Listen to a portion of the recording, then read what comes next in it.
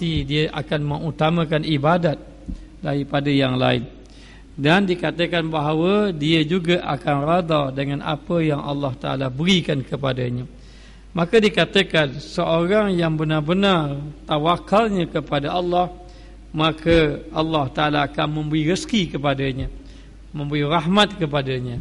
Maka orang yang benar-benar tawakal, di antara sifatnya, dia sudah tidak berbimbang-bimbang lagi tentang rezeki. Dia sudah tidak susah hati lagi tentang rezeki. Jadi orang yang sudah tidak ada lagi rasa susah hati lagi tentang rezeki, nanti Allah Ta'ala akan mengurniakan rezeki kepadanya. Orang yang hatinya susah hati, sibuk tentang rezeki, lalu tercari-cari maknanya sampai kadang-kadang melalaikan dia kepada ibadat, akan menyebabkan rezekinya menjadi berkurangan. Maka hendaklah seseorang itu tawakal kepada Allah.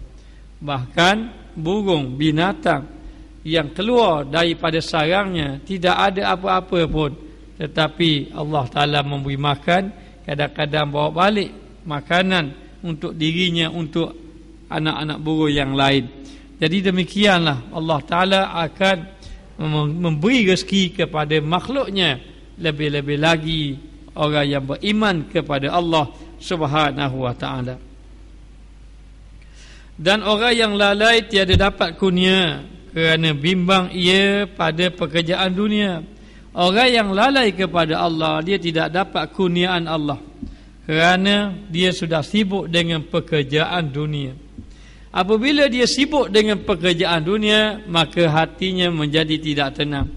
Bila hatinya jadi tidak tenang, dia mulalah memikirkan tentang dunia, lalu meninggalkan dia akan ibadat kepada Allah Subhanahu wa Ta'ala. Bila seorang itu meninggalkan amal ibadat, maka dia sebenarnya telah jauh daripada Allah Subhanahu wa Ta'ala. Lalu dibimbangi, harta yang dia dapat itu menyebabkan dia semakin jauh dengan Allah. Bahkan harta yang dia dapat itu menyebabkan dia lalai kepada Allah Subhanahu wa Ta'ala. Orang yang berserah diri kepada Allah, hartanya sedikit tidak menyibukkan dia dengan ibadat kepada Allah Subhanahu wa Ta'ala.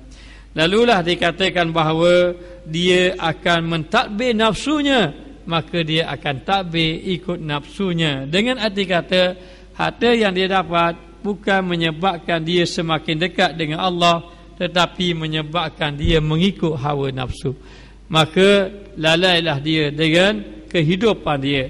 Kadang-kadang semakin banyak diberi rezeki, semakin jauh lalai, jauh hanyut dia dengan Allah Subhanahu wa Ta'ala. Wal iyazu billah.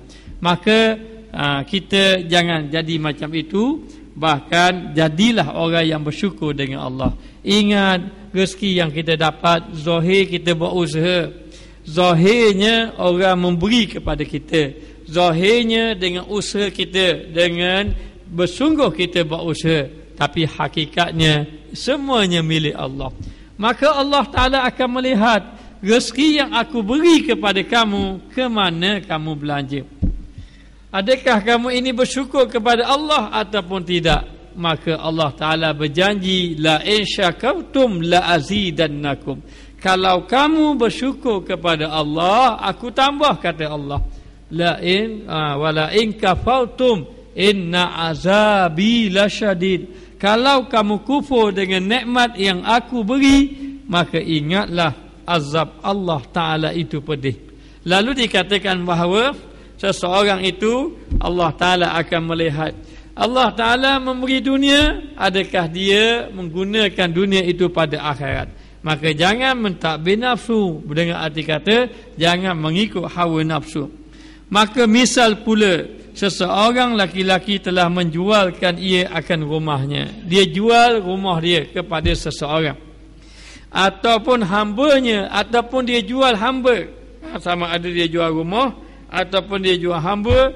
Kemudian katanya kepada orang yang membeli itu, dia kata kepada orang yang beli tadi, orang yang membeli tadi, beli rumah dia atau beli hamba, jangan perbuat sesuatu hamba ini aku jual pada kamu, tapi ingat mu jangan buat macam ni, macam ni, macam ni. Banyak syarat pula. Ataupun dia kata, atau engkau runtuh rumah, ataupun jangan kau runtuh rumah. Kita jual ke orang, lepas tu kita kata kamu boleh beli rumah saya, tapi jangan cat rumah, jangan besar rumah, jangan ubah-ubah. Apa makna beli ni? Tak ada mana pun beli macam ini.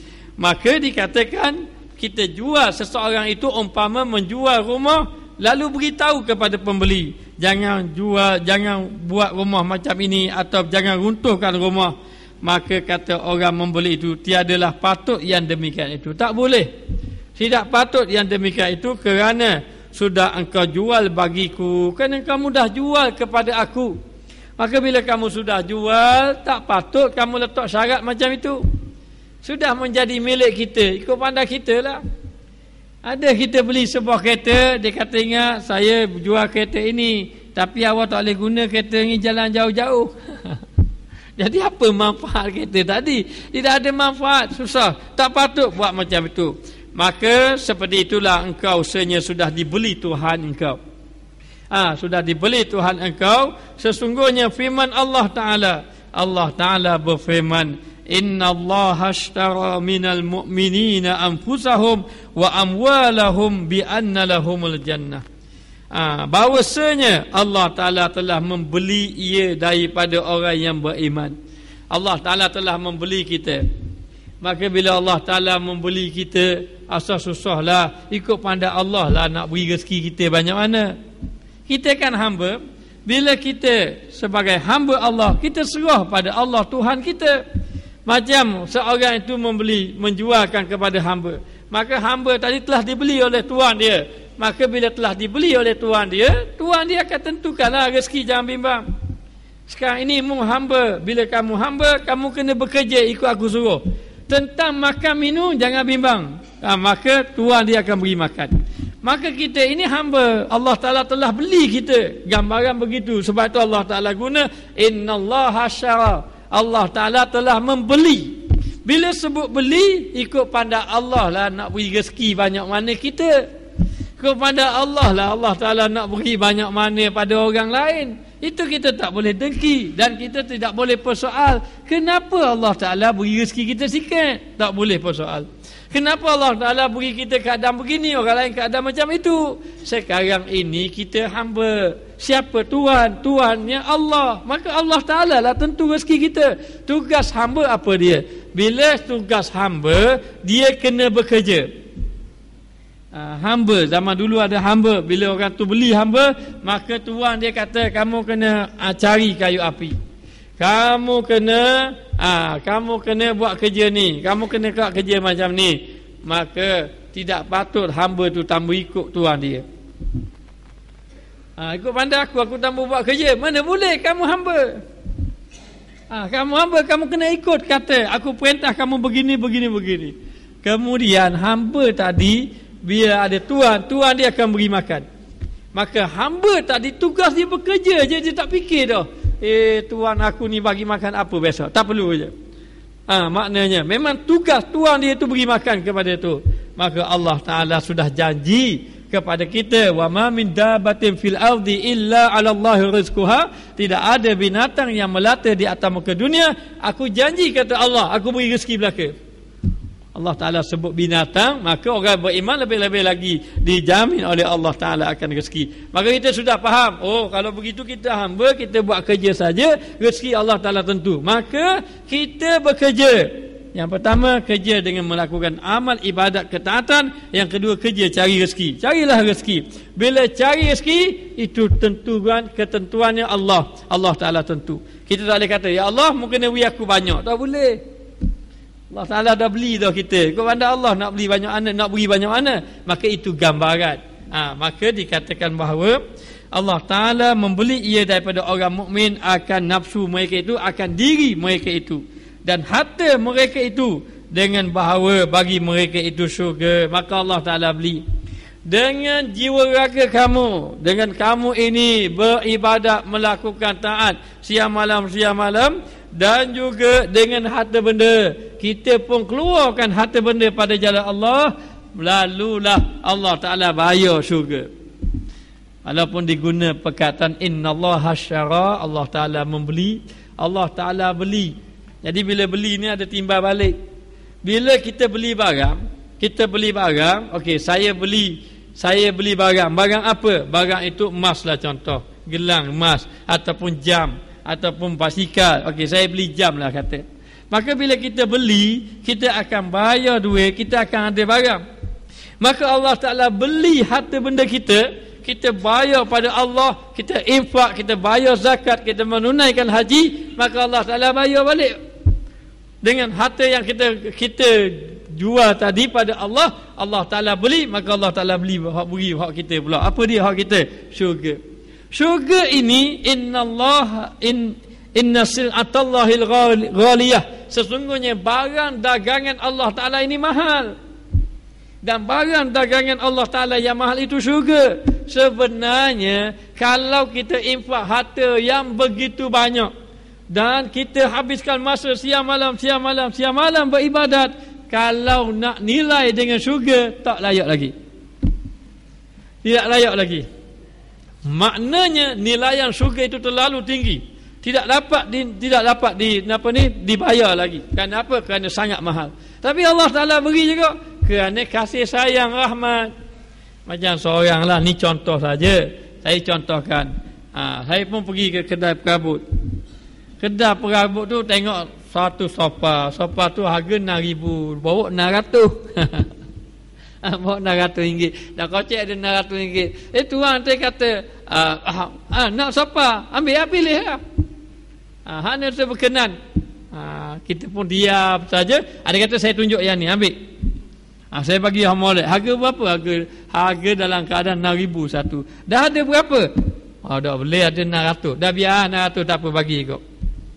Kenapa tuan dia akan jadi macam tu? Buat macam kalau ada kasih. Kalau musuh, takkan nak bagi. Oleh kerana kamu musuh saya, ambillah sofa. Tak ada gitu. Tidak ada. Kerana sifat kasih, kerana sifat sayang. Bila Allah Ta'ala sudah kasih, bila Allah Ta'ala sudah sayang, maka Allah Ta'ala memberi. Ada pun kita beli tadi nilai tak padang sebenarnya, tapi Allah Ta'ala maha pemberi rahmat. Allah Ta'ala suruh, baiklah aku belilah. Tapi dengan apa? Dengan jiwa raga kamu. Jiwa raga kita, maknanya dengan tenaga kita, dengan usaha kita, maka bekerjalah kita siang dan malam, yakni dengan melakukan amal ibadat, banyak berzikir, baca Quran, pergi majlis ilmu, sembahyang berjemaah, letih malah pergi juga, sakit-sakit pun bangun juga sembahyang. Maknanya sayang duit juga pergi keluar kat zakat. Harta simpan banyak sayang ni, pasal nak buat rumah pergi kat Mekah. Maknanya dalam keadaan macam tu, tak apa, Allah Ta'ala akan balas. Maka mengenai rezeki, kalau gitu habislah rezeki saya, kena pergi ke Mekah bayar zakat. Jangan bimbang, Allah Ta'ala akan bayar balik. Bila Allah Ta'ala bayar, tak padang dengan kita apa yang kita beri. Sebenarnya tidak padang. Sebab tu orang yang faham, bila melihat dengan mata hatinya, dia akan rasa tidak sayang lagi harta benda dunia, kerana dia ingin mencari redha Allah Subhanahu Wa Ta'ala. Maka oleh itu, jangan duk sibuk-sibuk sangat tentang rezeki. Sudah dijamin oleh Allah. Tugas kita bersyukur dengan apa yang Allah Ta'ala berikan kepada kita. Lalu dikatakan bahawa maka lazim atas mukminin, orang yang beriman itu mesti menserahkan nafsu mereka itu, yakni jiwa raga mereka itu, bagi Allah Ta'ala, serahkan pada Allah. Kerana Allah Ta'ala, kerana dibelinya dan dijadikan dan tiada takbir ia bersamaan, kerana Allah Ta'ala telah beli kita dan kita telah menjadi hamba. Kita dah jadi hamba dah, hamba Allah. Maka bila jadi hamba Allah Ta'ala, kita serah pada Allah. Banyak mana Allah Ta'ala nak beri makan pun ikut pandailah. Kita terima saja, tapi hamba kena bekerja, maka bekerjalah. Kerja kita apa? Kerja kita kena melakukan ketaatan kepada Allah. Bila Allah Ta'ala suruh semayang, kalau zakat, haji, ini Allah Ta'ala beri belaka. Nah, dengan qadar masing-masing. Itulah dia hamba Allah Subhanahu Wa Ta'ala. Maka syahdan Misalnya rezeki hamba pada dunia itu seperti berkata penghulu bagi hambanya, duduk engkau dalam rumah berkhidmat suatu yang jadi selamat, maka tiadalah menyuruh penghulu itu hambanya yang demikian itu melainkan dikasihnya makan dan pakaian. Seumpama contohnya seorang tuan dia kata pada hamba, kamu duduk rumah lah, lebih selamat, jangan keluar mana-mana, tapi aku beri makan minum. Aku beri makan minum kepada kamu. Maka seperti demikian itulah hamba disuruh oleh Allah Ta'ala pada dunia buat taat dan amal. Maka duduk atas muka dunia Allah Ta'ala kata buat taat, buat amal, jangan buat benda lain. Jangan buat perkara yang aku tak suruh. Jangan buat pula aku yang benda yang aku larang. Kamu ikut saja yang aku perintah, maka yang lain-lain itu aku tanggung belakang. Sebab tu kita tengok, kalau orang itu taat pada Allah, Allah Ta'ala buka pintu rezeki. Kalau orang itu taat kepada Allah, Allah Ta'ala campakkan ketenangan dalam hati.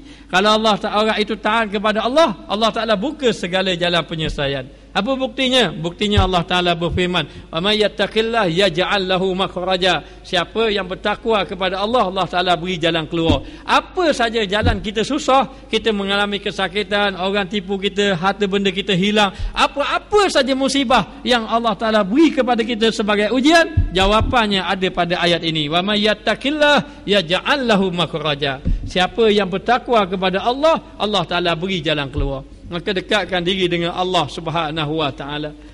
Bahkan ada orang yang soleh satu ketika dahulu, kalau tidak silapnya Al-Imam Syibli, kalau tidak silap, kalau salah tolong betulkan, dia ini tidak ada harta, ingin pergi ke Mekah, lalu dia beritahu pada isinya, saya nak pergi ke Mekah tapi saya tidak ada harta, insya-Allah saya yakin saya akan pergi ke Mekah juga nanti, saya nak pergi ke Mekah. Lalulah dia pergi ke masjid, kebetulan dia pergi ke masjid, lalu ada orang rombongan nak pergi ke Mekah. Bila ada rombongan nak pergi ke Mekah, orang tadi pun berjumpa ramai-ramai beritahu nak pergi ke Mekah. Nanti kita berehat, sekejap lagi kita akan bertolak pergi ke Mekah. Lalu Asyibli ni balik beritahu pada isterinya, saya pun nak pergi ke Mekah juga. Dah kalau kamu pergi Mekah, mana duitnya, mana hartanya? Tak apa, saya yakin. Saya kata saya nak pergi ke Mekah, Allah Ta'ala akan bawa saya pergi ke Mekah. Ada pun dah anak isteri di rumah, tak apa, saya serah kepada Allah Ta'ala. Maka dia tinggallah setakat mana yang ada. Jangan dok tinggal langsung. Tinggallah setakat mana yang ada. Lalu dia pun pergilah tengok orang jemaah haji ke Mekah. Bila dia tengok jemaah haji nak pergi ke Mekah, tiba-tiba jemaah haji pun cuba melihat dia. Barulah kata penghulu kepada yang ketua dia tu, kata kalau kamu ikut saya, kamu jadi penjaga barang-barang. Okey, jaga barang-barang saja. Jadi jaga barang-barang. Bila menjadi penjaga barang-barang, akhirnya dia pun boleh pergi ke Mekah. Dah anak isteri dia satu ketika adalah satu orang yang merupakan dia ini dikatakan macam governor gitulah, mana orang besar. Pergilah berburu, masuk kampung keluar kampung, satu hari dahaga. Bila saja dahaga, akhir kali cari rumah, orang yang nak pergi minum air, jumpalah rumah Asyibli. Asyibli tak ada pergi Mekah dah, tinggal anak isteri dia je. Bagi minum air. Lepas bagi minum air, kata tuan dia, kata ketua dia tadi, pemimpin yang dapat minum air ramai-ramai tadi, governor tadi, sekarang ni mu kena ikut kata aku nak kamu ini bagi segala harta yang kamu ada tu beri belaka. Kalau mu nak ikut kata aku. Akhir sekali orang yang diberi air tadi ambil harta-harta, beri belaka kepada keluarga tadi. Dia pun balik tanya, kenapalah bila duduk rumah tadi berasa nak bagi je harta pada dia. Siapa orang tu? Itulah rumah Al-Imam Syibli. Allah Ta'ala campurkan jadi murah. Akhir kali kat rumah dia pun ada harta, dia pergi Mekah pun ada. Balik tengok isteri dia kaya. Dia kaya dah maknanya. Allah Ta'ala beri rezeki itu kadang-kadang pada jalan yang tidak disangka-sangka. Sebab itu dikatakan, siapa yang mengalami kesusahan, susah, yang pertama jangan tinggal ibadat pada Allah. Yang kedua, jadikan wirid. Wa may yattaqillah yaj'al lahu makhraja, jadikan bacaan selalu ketika dia susah. Tapi jangan letak buat print dekat kedai letak ayat 1000 dinar, lepas tu orang hok negeri pun duk ambayang. Dah bila nak dapat berkat tu? Maknanya, jadi kena faham, Kita ni disuruh menjadi hamba kepada Allah. Bila jadi hamba kepada Allah, ikut perintah Allah. Tugas kita ikut saja perintah Allah. InsyaAllah, jangan bimbang. Semayang jangan tinggal, majlis ilmu jangan tinggal, semayang jemaah jangan tinggal. Lepas tu semayang pula awal waktu. InsyaAllah Allah Ta'ala beri. Sebab Allah Ta'ala jamin dah, kalau mu ikut kata aku beri. Yang paling penting, kita ini dapat kasih dan cinta pada Allah. Bila Allah Ta'ala kasih pada kita, Allah Ta'ala akan beri pada kita. Orang lain beri juga, tapi Allah Ta'ala bila kasih, beri lagi lebih pada kita, yakni barakah, keberkatan, rezeki. Lalu dikatakan bahawa seorang tadi, hendaklah kita ini menyerahkan diri kita kepada Allah dengan kita berkhidmat, melakukan amal ibadat kepada Allah Subhanahu Wa Ta'ala, dan menanggung ia baginya rezekinya. Telah terdahulu beberapa ayat Al-Quran, dan Allah Ta'ala akan menanggung rezeki. Telah banyak Al-Quran, ayat-ayat Al-Quran yang Allah Ta'ala tunjukkan kepada kita bahawa sesungguhnya Allah Ta'ala itu menjamin rezeki kepada kita.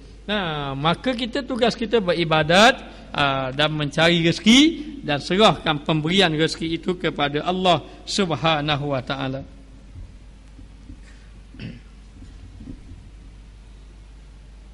Misalnya yang lain seperti kanak-kanak dengan ibunya, tiadalah meninggalkan ibunya itu daripada memelihara ia akan anaknya. Maka demikianlah kita kata ayah anak dengan ibu akan sayang pada anak. Bagaimana kalau ibu tadi dia dapat tahu anak dia lapar? Kalau tahu anak dia lapar, dia tak akan biarkan anak dia lapar. Kadang-kadang dia biar diri dia lapar, dia beri anak dia makan. Kerana apa? Kerana kasih sayang ibu kepada anaknya. Anak dia ini tak tahu apa pun, tak tahu apa, dia bagi. Dia bagi kepada anak dia, makan, minum, dia bagi, dia akan jaga. Sebab apa? Sebab ibu tu sayang kepada anak dia. Maka orang yang beriman itu orang yang Allah Ta'ala kasih, sebab kita beriman kepada Allah. Lalu dikatakan Allah Ta'ala lebih lagi kasih daripada ibu terhadap anak, maka Allah Ta'ala lebih kasih kepada hambanya mengatasi ibu-ibu yang kasih pada anak. Maka nak dapat kasih itu bagaimana? Adakah sama anak yang taat dengan anak yang tak taat? Ada yang anak mak dia sakit kepala, maknanya dia tak ikut kata dia. Tapi ada yang anak ikut kata dia. Bagaimana? Lebihlah ibu tadi akan beri lebih mungkin kalau anak yang taat kepada dia. Maka bagaimana dengan hamba Allah yang taat dengan hamba Allah yang tidak taat? Kadang-kadang hamba Allah yang tidak taat pun Allah Ta'ala bagi rezeki banyak pada dia. Maknanya Allah Ta'ala tetap beri rezeki kepada hamba. Dah kalau kita tengok orang kafir pun Allah Ta'ala beri rezeki. Kadang-kadang orang yang tidak melakukan ibadat pun Allah Ta'ala beri rezeki. Dan kita janganlah sampai kerana kita ini, kerana rezeki kita meninggalkan amal ibadat teruskan beribadat, rezeki Allah Ta'ala jamin. Sampai kitab ini banyak cerita bab rezeki ya. Kerana rezeki ni menyebabkan rasa iman seseorang. Ada kerana rezeki menyebabkan orang buruk sangka dengan Allah. Kerana rezeki kadang-kadang menyebabkan seorang itu ia sudah tidak yakin dengan Allah. Kerana rezeki menyebabkan manusia bergantung dengan makhluk, tidak bergantung dengan Allah. Itu kena jaga-jaga. Lalu seperti yang demikian itulah Tuhan sangat memelihara ia akan hambanya yang mukminin. Allah Ta'ala sangat jaga orang yang beriman kepada Allah. Semakin kita buat amal ibadat, makin itulah. Maka ada dua orang. Satu orang ini orang wali Allah. Lalu ada seorang itu dia ini orang pendeta Yahudi, padri. Lalu dikatakan wali Allah Ta'ala ni orang yang bertawakal pada Allah.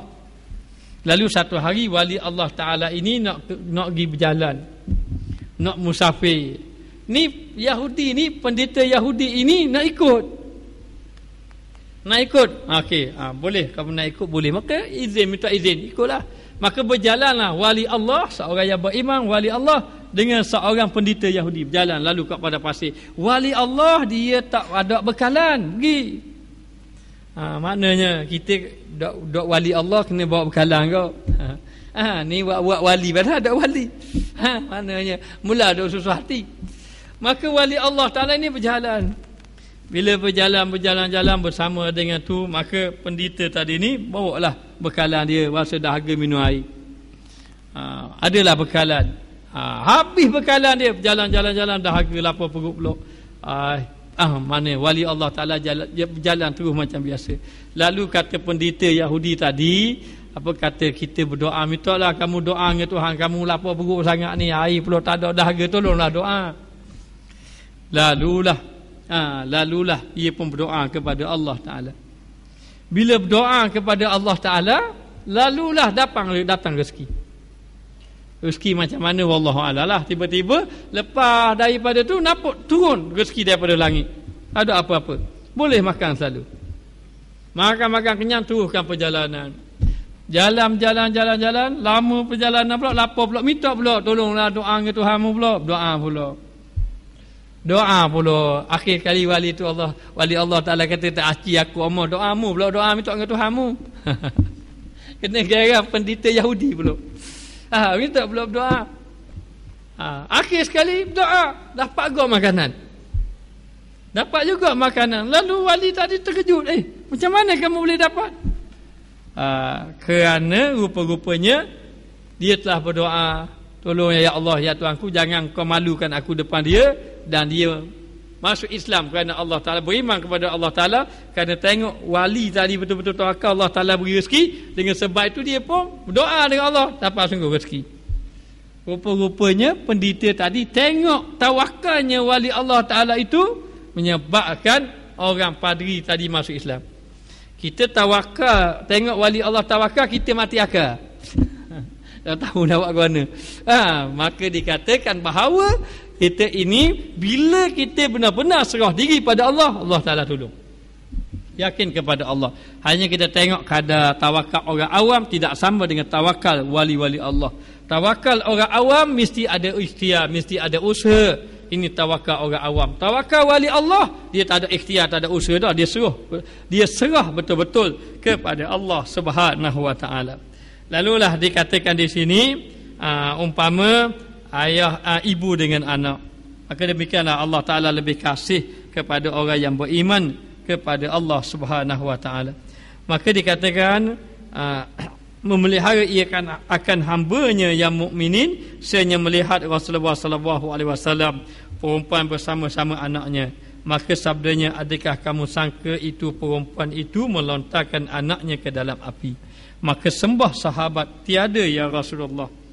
Maka sabdanya, Allah Ta'ala terlebih kasih dengan hambanya yang mukminin daripada itu perempuan dengan anaknya. Ini ada kisah.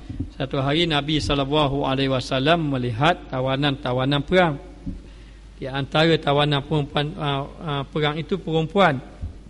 Lalulah tawanan perempuan tadi tiba-tiba mendengar suara seorang bayi menangis, seorang anak menangis. Tawanan tadi terus lari mendapatkan perempuan tadi.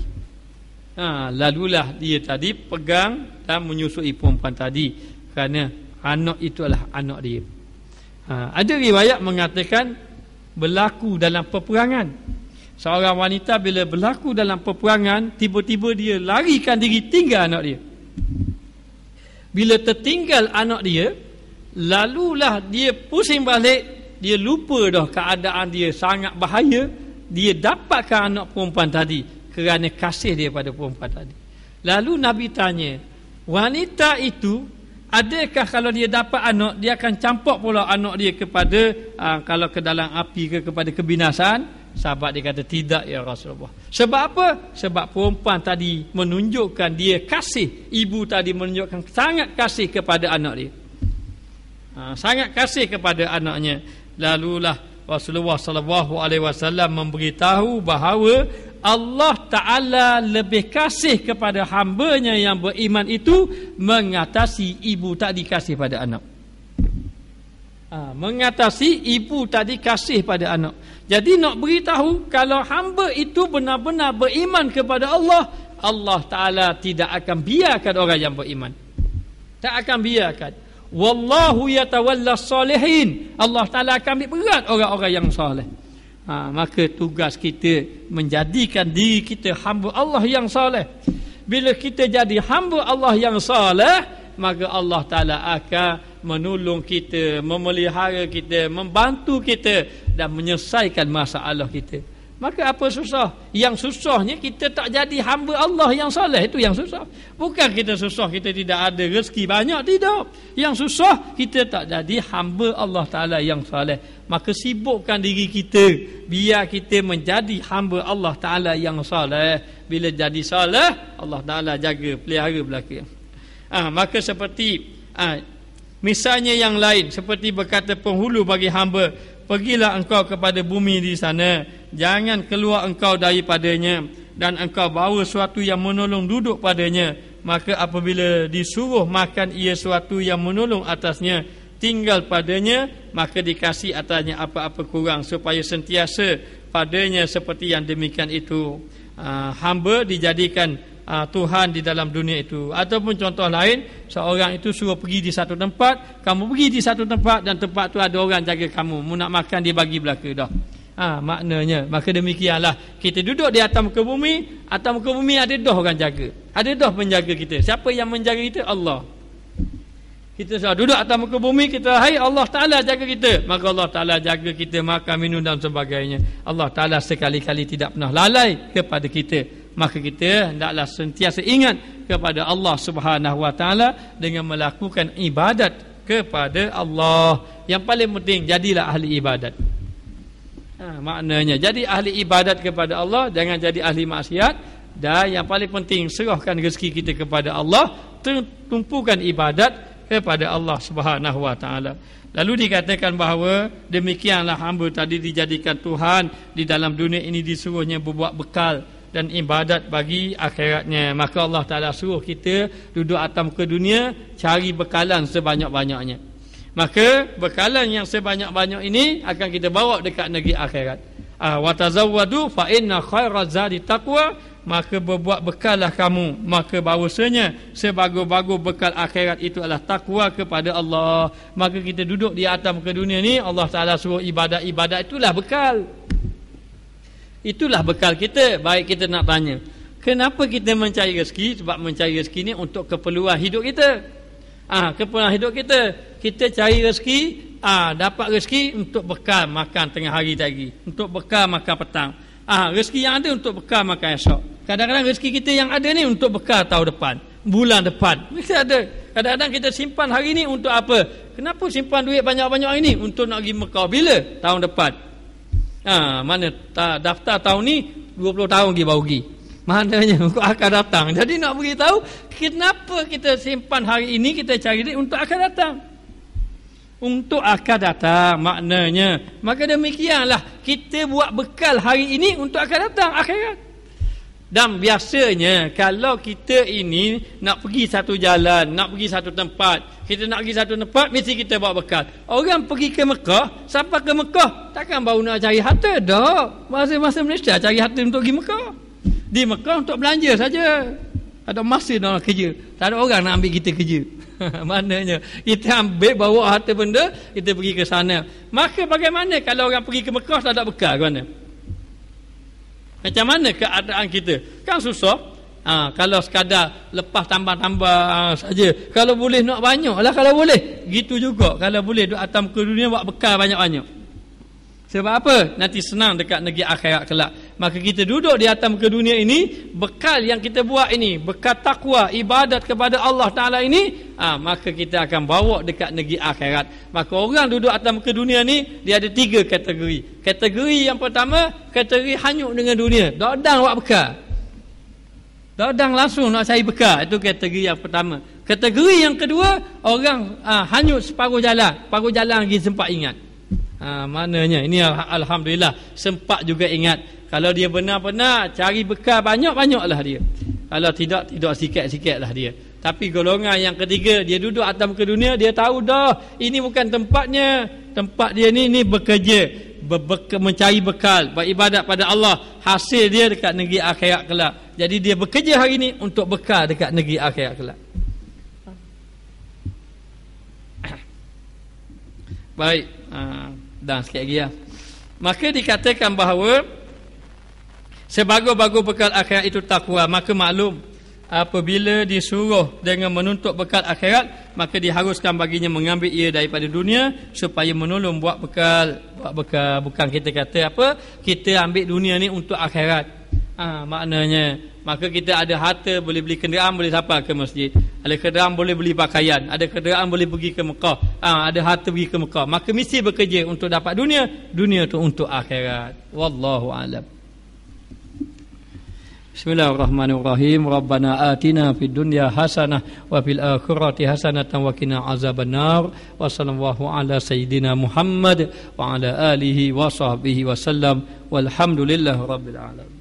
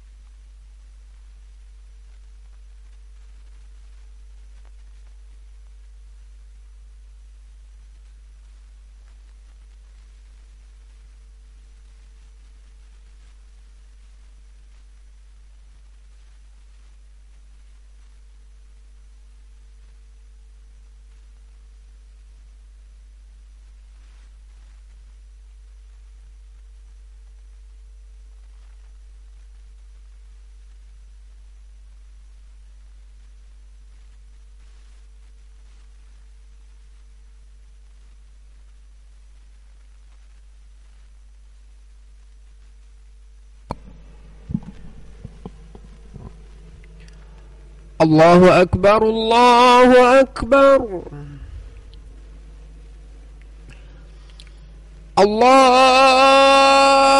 الله أكبر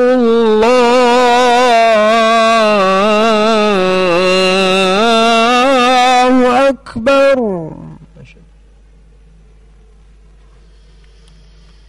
أشهد أن لا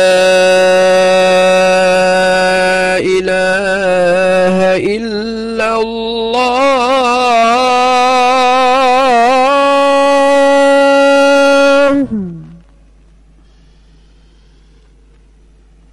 أشهد أن لا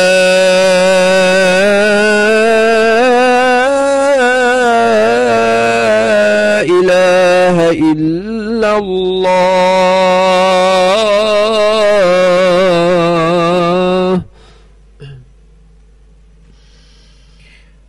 أشهد أن محمدًا رسول الله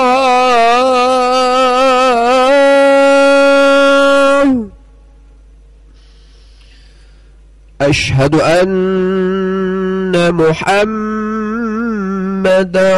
رسول الله